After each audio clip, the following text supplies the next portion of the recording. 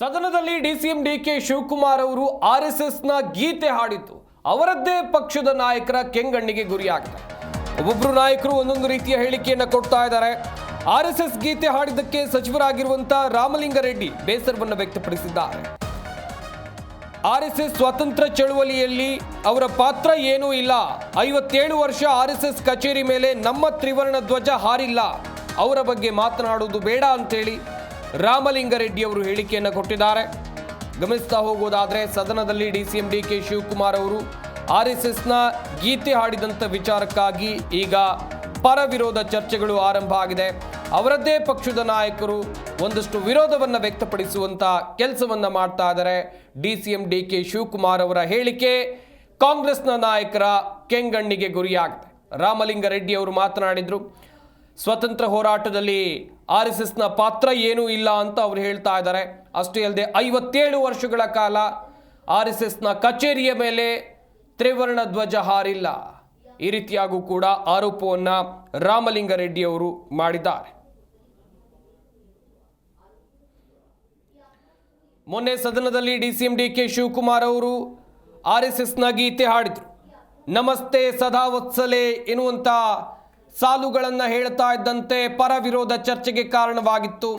ಯಾಕಂತ ಹೇಳಿದ್ರೆ ಆರ್ಎಸ್ಎಸ್ನ ಗೀತೆ ಕಾಂಗ್ರೆಸ್ ಪಕ್ಷದ ಓರ್ವ ನಾಯಕ ಯಾಕೆ ಹಾಡಬೇಕು? ಅವರ ತತ್ವ ಸಿದ್ಧಾಂತಗಳೇ ಬೇರೆ, ನಮ್ಮ ತತ್ವ ಸಿದ್ಧಾಂತಗಳೇ ಬೇರೆ. ಕಾಂಗ್ರೆಸ್ನ ನಾಯಕರಾಗಿರುವಂಥ ಡಿ ಕೆ ಶಿವಕುಮಾರ್ ಅವರು ಕೆಪಿಸಿಸಿ ಅಧ್ಯಕ್ಷರು ಕೂಡ ಹೌದು, ರಾಜ್ಯದ ಉಪಮುಖ್ಯಮಂತ್ರಿಗಳು ಕೂಡ ಹೌದು. ಯಾಕೆ ಹಾಡಬೇಕಿತ್ತು ಅಂತೇಳಿ ಅವರದ್ದೇ ಪಕ್ಷದ ನಾಯಕರು ಪ್ರಶ್ನೆಯನ್ನ ಮಾಡಿದ್ರು. ಒಂದು ಬಹಳ ಸ್ಪಷ್ಟವಾಗಿ ನಾನು 106 ಸಲ ಹೇಳಿದ್ದೀನಿ, RSS ನಮ್ಮ ಸ್ವಾತಂತ್ರ್ಯ ಚಳುವಳಿನಲ್ಲಿ ಭಾಗವಹಿಸಲಿಲ್ಲ.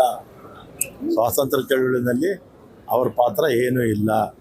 ಸುಮಾರು 52 ವರ್ಷಗಳ ಕಾಲ ನಾಗ್ಪುರಲ್ಲಿ ಅವರ RSS ಕಚೇರಿ ಮೇಲೆ ನಮ್ಮ ತ್ರಿವರ್ಣ ಧ್ವಜ ಅವರು ಹಾರಿಸಲಿಲ್ಲ.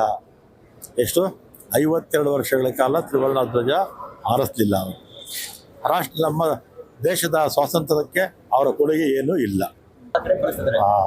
ಒಂದು ಬಹಳ ಸ್ಪಷ್ಟವಾಗಿ ನಾನು 106 ಸಲ ಹೇಳಿದ್ದೀನಿ, RSS ನಮ್ಮ ಸ್ವಾತಂತ್ರ್ಯ ಚಳುವಳಿನಲ್ಲಿ ಭಾಗವಹಿಸಲಿಲ್ಲ. ಸ್ವಾತಂತ್ರ್ಯ ಚಳುವಳಿನಲ್ಲಿ ಅವರ ಪಾತ್ರ ಏನೂ ಇಲ್ಲ.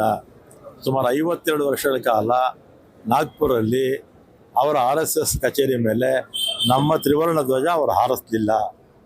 ಎಷ್ಟು 52 ವರ್ಷಗಳ ಕಾಲ ತ್ರಿವರ್ಣ ಧ್ವಜ ಹಾರಿಸಲಿಲ್ಲ.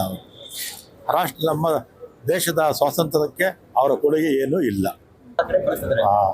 ಒಂದು ಬಹಳ ಸ್ಪಷ್ಟವಾಗಿ ನಾನು 106 ಸಲ